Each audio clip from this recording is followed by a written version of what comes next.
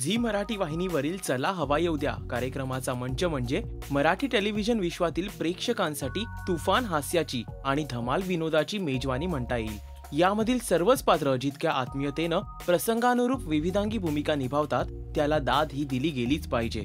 यातील आणखीन एक गोष्टीची नोंद घेतली पाहिजे ती म्हणजे अभिनेता सागर कारंडे साकारत असलेल्या दुहेरी व्यक्तिरेखा। पहिलं म्हणजे नक्कल किंवा थट्टा करताना साकारली जाणारी आणि दुसरं म्हणजे पोस्टमन काकांची भूमिका।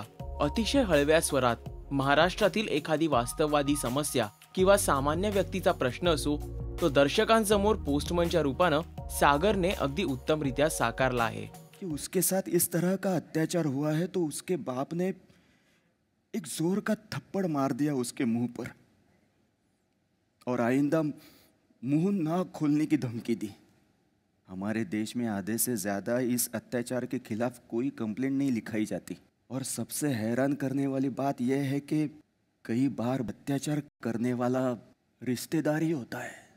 सागर कारंडेच्या अभिनयाची आणखीन एक खासियत ती आपल्याला या मंचावरती दिसली होती आणि ती म्हणजे आजपर्यंत त्यांनी साकारलेली स्त्री पात्र। 103 आणि साखर खाल्लेला माणूसची स्टारकास्टने हजेरी लावलेली असताना त्याच्या सागरिका पकले दामले रोल किंवा चीव ची सौका सिनेमाची टीम प्रमोशनसाठी आलेली असताना सागरने एलिझाबेथ एकादशी सिनेमातल्या लहानग्या मुक्ताची व्यक्तिरेखा विनोदीमय ढंगात सादर करून पोट धरून हसायला लावलं होतं ज्याला त्याचा खास सागर टच होता असं म्हणता येईल। माई चिकटकल कशी दिसते रे मी? अप्रतिम अप्रतिम काय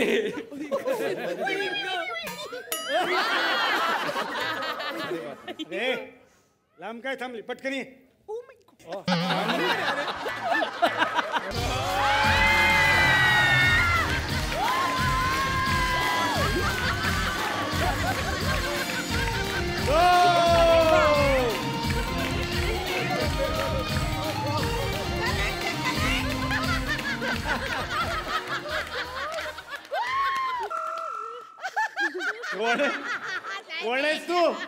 कोण आहेस तू?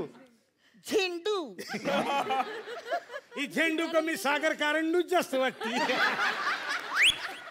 तसंच अलीकडे प्रक्षेपित झालेल्या बाहुबलीच्या भागातील शिवगामीच्या भूमिकेचं त्यांनी केलेली नक्कल ही सुद्धा लक्षात राहिली आणि आता ती आठवल्यावर आपल्यालाही हसू आवरता येत नाहीये। राजमाता कामवाली देवी काय? कुछ कम टकल्या कामवाली कामवाली राजमाता बिनकामी राजमाता बिनकामी देवी आमच्या या व्रतामध्ये कसलीही अडचण गप्पस ना। चला हवा येऊ द्याच्या मंचावर सागर कारंडेंनी आजपर्यंत जी काही स्त्री पात्र साकारली त्याचं एक वैशिष्ट्य म्हणजे ती सागरच्या व्यक्तिमत्वाशी एकरूप झाली। म्हणूनच सागर कारंडे मराठी मनोरंजन विश्वातील स्त्री भूमिका साकारणारा विनोदी पुरुष नट असा चेहरा बनेल यात काहीच शंका नाही।